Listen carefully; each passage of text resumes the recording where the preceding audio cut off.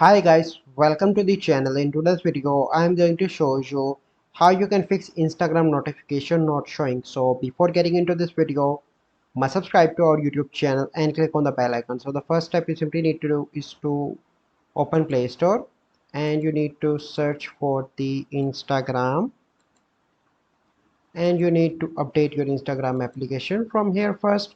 Once you've done that, you simply need to go back and open Instagram and click on your profile picture in the right bottom corner, and then you need to click on three bars on the top right and click on settings and privacy, and here you need to click on notifications and click on go to device settings, and here you need to allow all notifications, and now you can see that all push notifications are allowed and you will receive all notifications of your Instagram on your smartphone.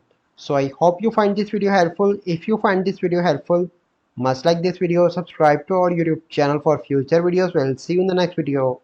Thank you, have a good day.